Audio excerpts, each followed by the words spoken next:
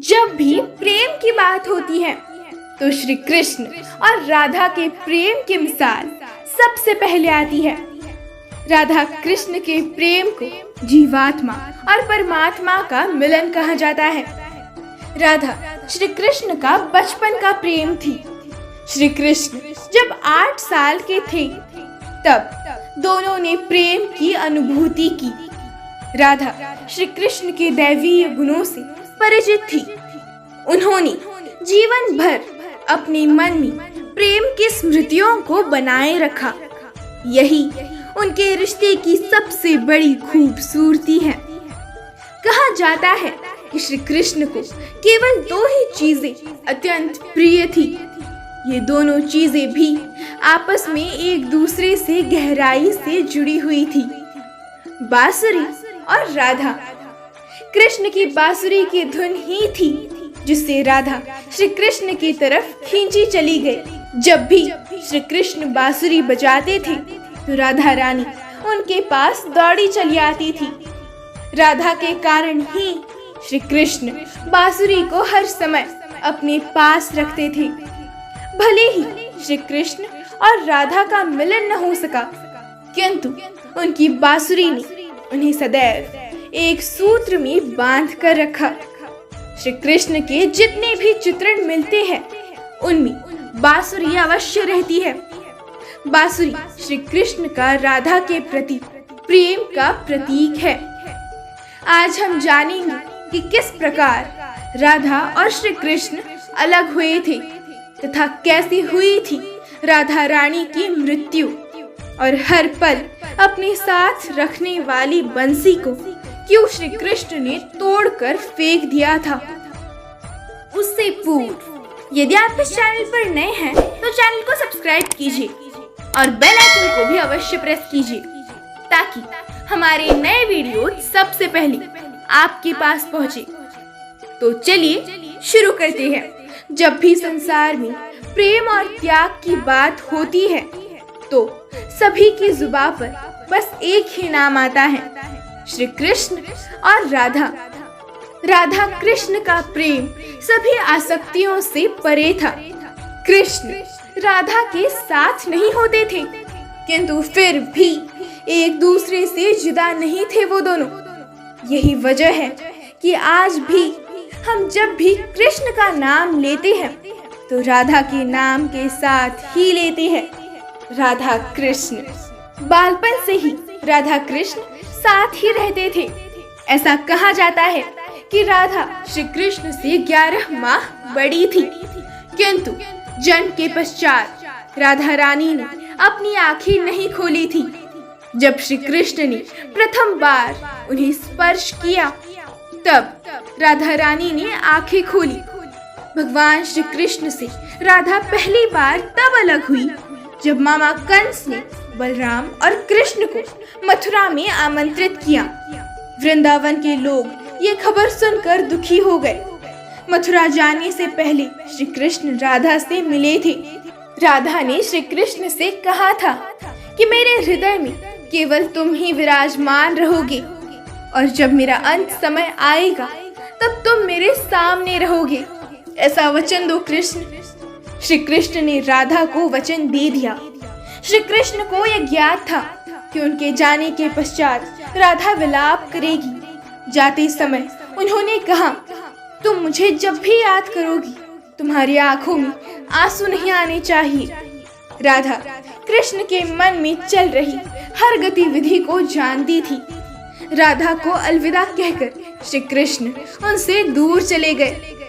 कृष्ण राधा से ये वादा करके गए थे कि वो वापस आएंगे, किंतु कृष्ण राधा के पास वापस नहीं आए। उनकी शादी भी रुक्मिणी से हुई। रुक्मिणी ने भी श्री कृष्ण को पाने के लिए बहुत जतन किए थे। रुक्मिणी ने बिना देखे ही भगवान श्री कृष्ण को अपना पति मान लिया था। श्री कृष्ण से विवाह के लिए वो अपने भाई रुक्मी के विरुद्ध चली गई थी।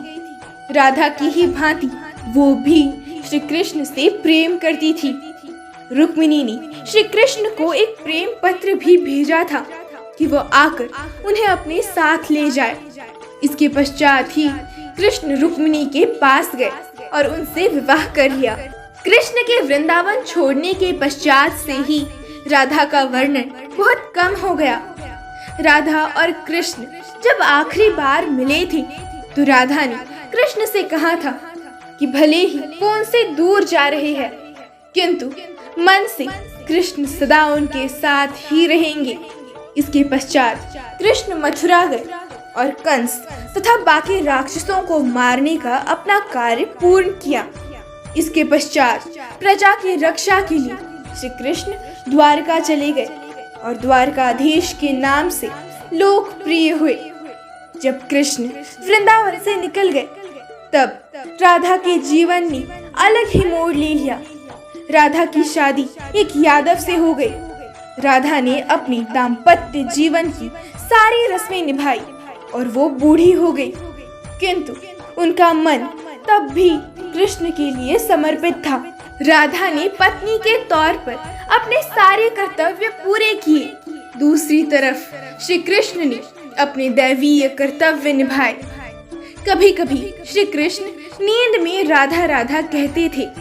ये सुनकर उनकी रानियों को अत्यंत दुख होता था। राधा कृष्ण का प्रेम इतना गहरा था कि एक को कष्ट होता तो उसकी पीड़ा दूसरे को अनुभव होती।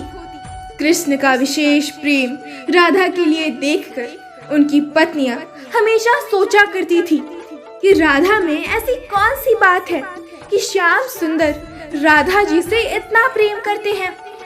एक बार रुक्मिणी ने श्री कृष्ण से पूछा कि राधा रानी में ऐसा क्या है जो आप हर वक्त उनका नाम लेते हैं। श्री कृष्ण ने रुक्मिणी से कहा, क्या तुम राधा से मिली हो? जब तुम उससे मिलोगी ना तो स्वयं समझ जाओगी। एक बार रुक्मिणी को राधा से मिलने का अवसर प्राप्त हुआ। रुक्मिणी ने राधा का स्वागत सत्कार किया और उन्हें पीने के लिए गर्म दूध दिया।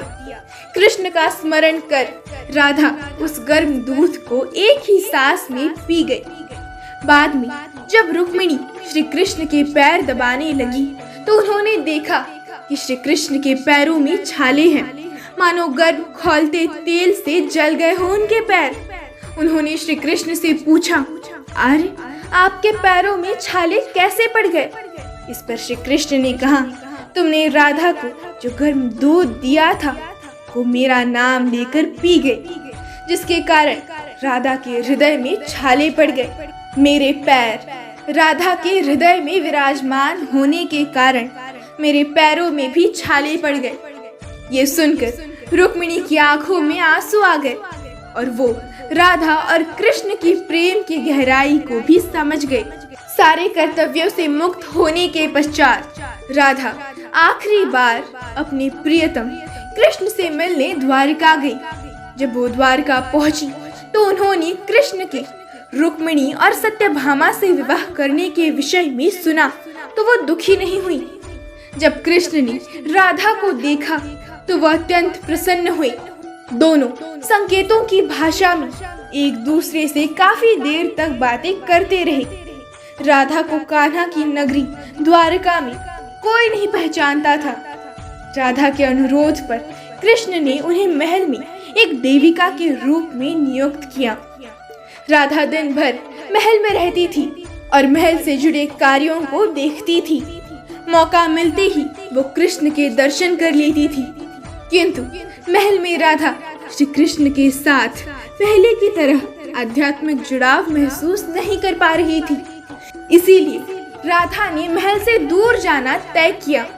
उन्होंने सोचा कि वो दूर जाकर दोबारा श्री कृष्ण के साथ गहरा आत्मीय संबंध स्थापित कर पाएंगी।